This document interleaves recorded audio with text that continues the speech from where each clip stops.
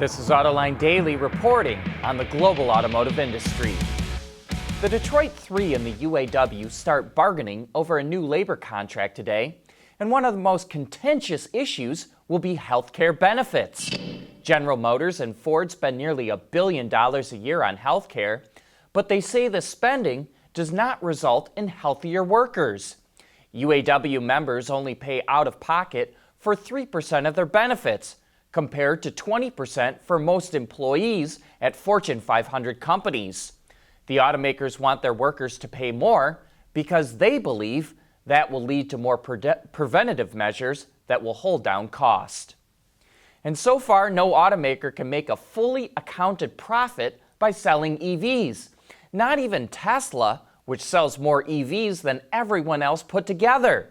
But Volkswagen and Ford are going to save a ton of money by splitting the cost on electric cars. Not only is Ford going to get VW's MEB platform, which is designed exclusively for EVs, it's going to buy EV components from Volkswagen.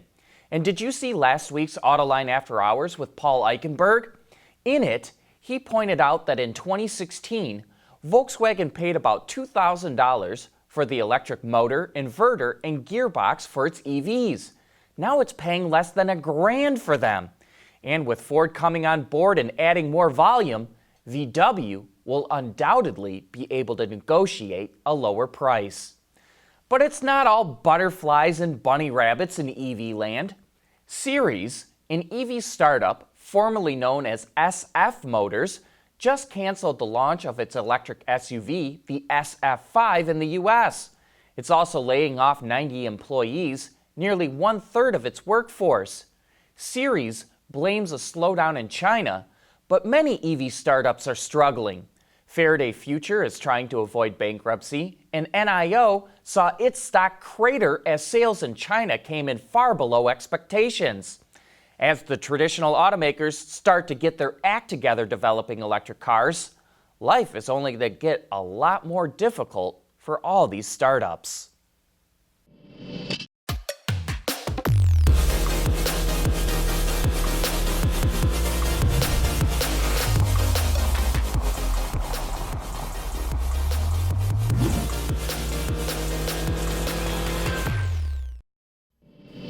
Volkswagen's first ID electric vehicle, the ID.3, will debut at the Frankfurt Auto Show in September. But somebody in VW land accidentally let a video of the interior leak out. Posted on YouTube by Auto Conspiracy, we get a good look at the ID.3's digital instrument cluster with a knob at the end of it that twists for gear selection. It looks as though the center screen can be configured with up to 4 display tiles featuring frequently used systems. And you'll be able to control certain functions with your voice by saying, "Hey ID" or "Hello ID." And speaking of EVs, Electrify America has submitted a proposal to the Unicode Consortium, the governing body for emoji creation, to introduce the very first electric vehicle charging emoji for smartphones. There's a petition on change.org if you'd like to support the creation of the emoji. And in racing news over the weekend, Kurt Busch swapped paint with his brother Kyle at the end of the race in Kentucky to get his first victory of the season in his Chip Ganassi Racing Chevrolet. Kyle didn't take the loss so well. They were supposed to fly home together, but Kyle left without Kurt. In IndyCar, Simon Pagenaud's Chevrolet dominated the race in Toronto. It's his third victory of the season in his Penske Chevrolet.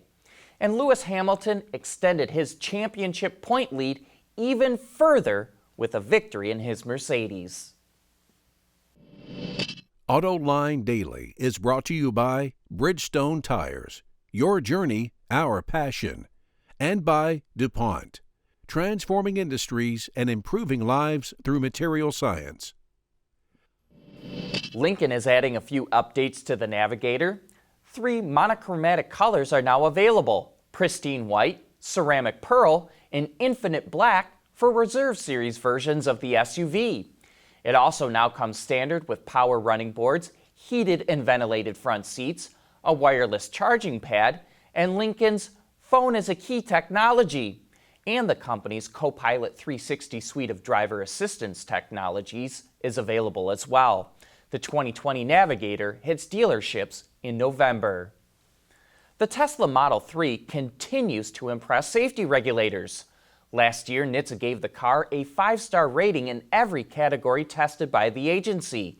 And now the Euro NCAP, Europe's vehicle safety agency, just gave the car a 5-star safety rating as well. It even received a 94% in its Safety Assist category, the highest score any vehicle has achieved in its most recent protocol. Euro NCAP was particularly impressed with its driver assistance technology, like lane support, speed assist, and automatic emergency braking. But that's it for today. Thanks for watching. We'll see you again tomorrow.